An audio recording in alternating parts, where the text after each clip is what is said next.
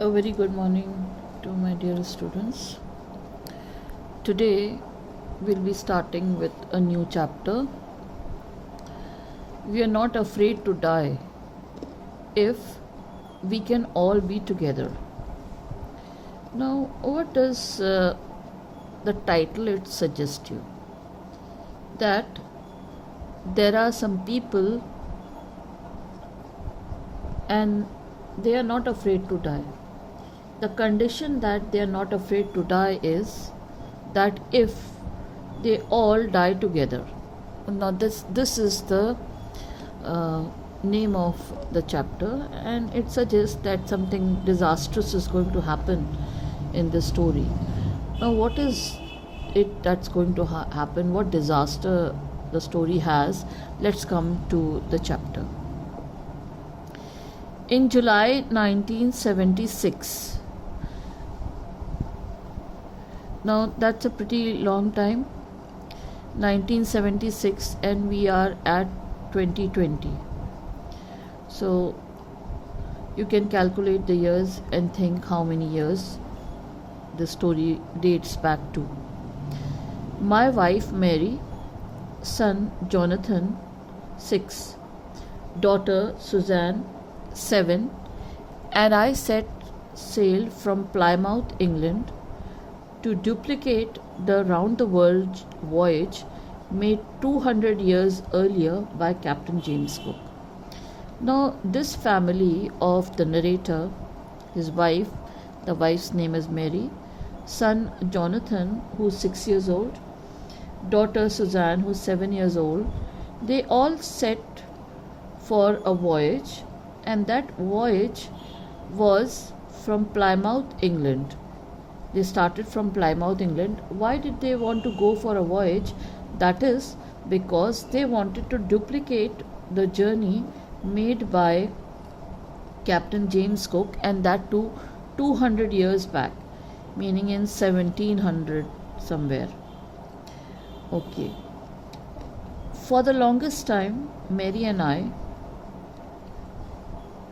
I is a 37-year-old businessman, had dreamt of sailing in the wake of the famous explorer, and for the past 16 years we had spent all our leisure time honing our seafaring skills in British waters. Now this narrator, he is a 37-year-old businessman. Along with his wife, they had dreamt of sailing just like the famous explorer, that is Captain James Cook, and for that, whatever free time they had, and that too for the past 16 years. 16 years meaning that the narrator was perhaps in 21 years old. We had spent all our leisure time, meaning he and his wife, they had spent all the extra time that they had in sharpening their seafaring skills in British waters, meaning they had in training themselves to be in the water of the British waters. They had been spending for the past 16 years. Then talking about their boat or the ship, our boat Wave Walker. Now this is the description of the boat. A 23 meter 30 ton wooden hulled beauty. Hulled is something that is beneath the ship. Beauty had been professionally built, and we had spent months fitting it out and testing it in the roughest weather we could find. So their ship, it was 23 meter and 30 tons. It was wooden hulled, and it was not built by them, but it was built by professionals, and they had spent months testing it in the roughest weather they could find in the British waters. Then when their journey it began from Plymouth, England, the first leg of a planned 3-year 105,000 kilometer journey passed pleasantly as we sailed down the west coast of Africa to Cape Town. Now, their journey, it was supposed to last for 3 years, and the first leg of the journey, it went out very pleasantly and peacefully, and that was 105,000 kilometers, and they reached safely to the west coast of Africa to Cape Town. There, before heading east, we took on two crewmen, American Larry Vigil and Swiss Herb Siegler, to help us tackle one of the world's roughest seas, the southern Indian Ocean. Now, when they reached Cape Town, what they did, they hired two other people, and these people were, one was American and the other one was Swiss. The American's name was Larry Vigil and the Swiss one was Herb Siegler. Now, why did they hire these people? Because to help the narrator tackle one of the world's roughest seas, and that was the southern Indian Ocean. Okay. Now, on our second day out of Cape Town, we began to encounter strong gales. Strong gales meaning strong winds, very strong winds, stormy winds. Now, on the second day of Cape Town, they began encountering strong gales. For the next few weeks, they blew continuously, and then after that, continuously for 2 weeks as they traveled off Cape Town. Then the winds, they were continuously strong. Gales did not worry me, but the size of the waves was alarming, up to 15 meters, as high as our main mast. Now, the main mast is the mid of the ship where the flag of the ship is, and so that is the main mast. And the strong winds, they did not trouble the narrator. What troubled the narrator was the size of the waves, and these waves, they were 15 meters high, and that was as high as the main mast. December 25, that is the Christmas day, found us 3,500 kilometers east of Cape Town, and December 25, they were 3,500 kilometers east of Cape Town. And despite the atrocious weather, meaning the horrible weather, we had a wonderful holiday, complete with a Christmas tree. Now, they celebrated the Christmas with a complete with a Christmas tree, so that did not hinder their festivity spirit, despite the weather being atrocious, horrible. New Year's Day saw no improvement in the weather, and then after 6 more days, that is the New Year's Day, still there was no improvement in the weather. That is, there were strong gales, and the size of the waves were as high as the mast, that is about 15 meters. But we reasoned that it had to change soon, and it did change for the worse. And they reasoned that somehow this condition is going to change, but the condition, it did not bring relief to them, rather it became all the more horrible. It worsened. And what happened after that? At dawn on January 2, the waves were gigantic, meaning the size was too much. Gigantic means too big in size. We were sailing with only one storm jib. Storm jib is the sail, and were still making 8 knots. 8 knots meaning the kilometers, you can say, of it's measured in knots in the sea, the waters.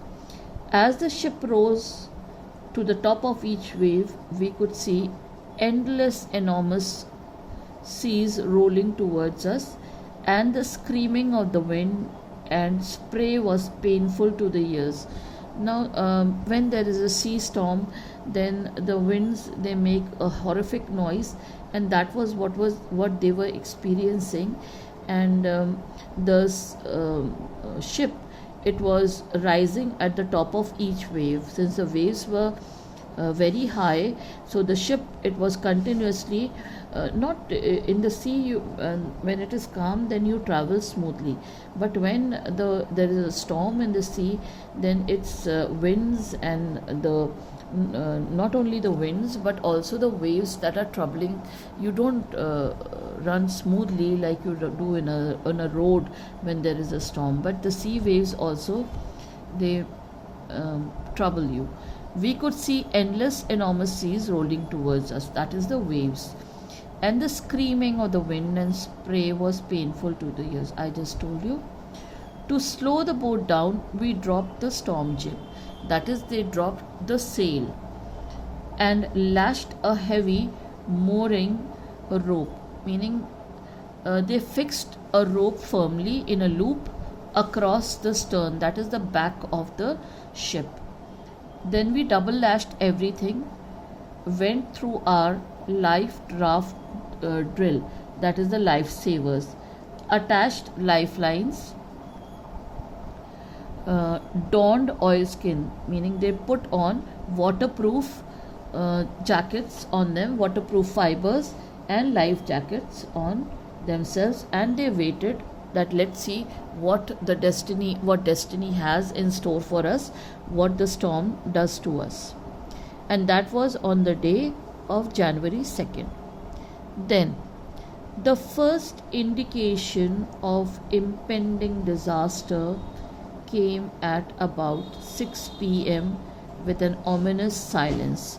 Now, the disaster, what was waiting for them, for which they were waiting, that disaster came to them at 6 p.m., and that too first with an evil silence. Ominous means evil.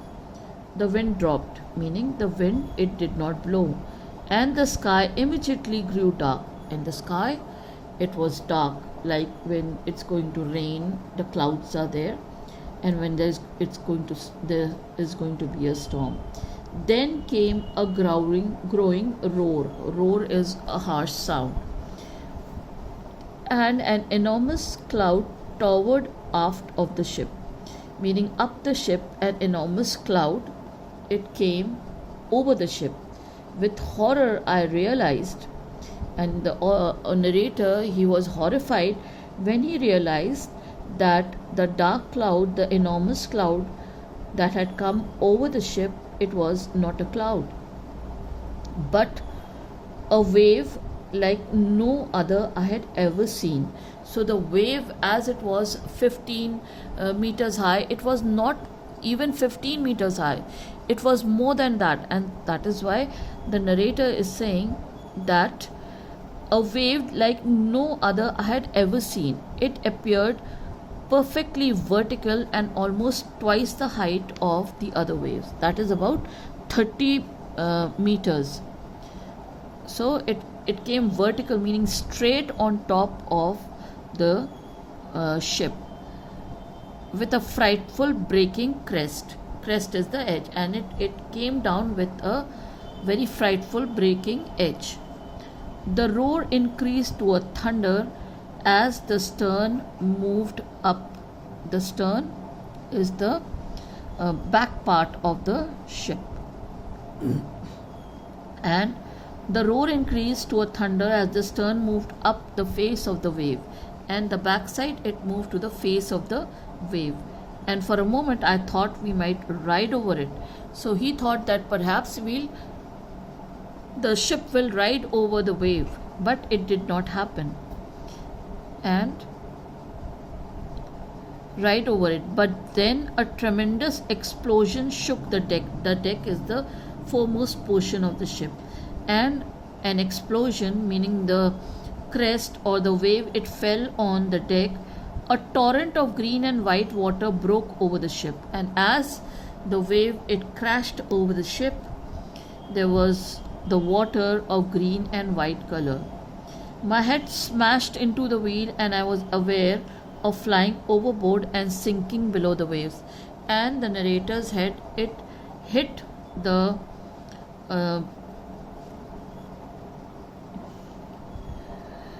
into the wheel, and he felt that he was being carried overboard by this water and he was sinking below the waves. I accepted my approaching death, and the writer thought that yes, now I'm going to die, and he accepted it. And as I was losing consciousness, I felt quite peaceful. Now, when a person he loses consciousness, he faints, then there is no feeling, no emotions of fear or anger or terror, and so he became peaceful. Unexpectedly, my head popped out of the water. A few meters away, Wave Walker was near capsizing.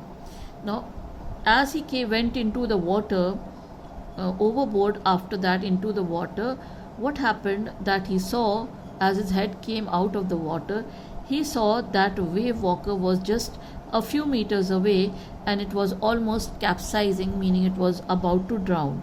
Her mast almost horizontal. Her mast is in a vertical position and it came horizontal, meaning the ship was about to be overturned. Then a wave hurled her upright. My lifeline jerked taut.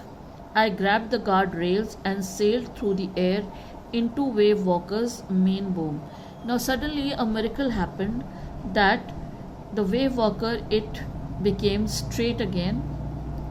The some of the waves, it made the Wave Walker come straight, and with that the lifeline, the rope to which the narrator was attached to, it pulled tightly, and he grabbed the guardrails and sailed through the air into Wave Walker's main boom. That is the main part of Wave Walker, that is the ship.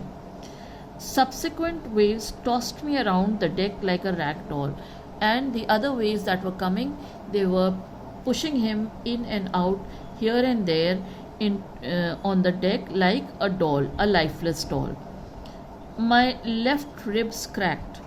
Now his head was already smashed, and now his ribs also, that is the left part of the ribs, it crashed. My mouth filled with blood and broken teeth, and his mouth, it was filled with blood and his teeth was broken. So it was a terrible condition in which a heavily injured narrator was heavily injured. Somehow I found the wheel, and still he did not lose hope, and he found the wheel, lined up the stern for the next wave and hung on. And he lined up the back portion of the ship and waited for the next wave. Water, water everywhere. I could feel that the ship had water below, but I dared not abandon the wheel to investigate. Now, since he was in control of the ship from the steering wheel, so he did not think that it was a good time to go and investigate from where the water was coming. And suddenly, the front hatch was thrown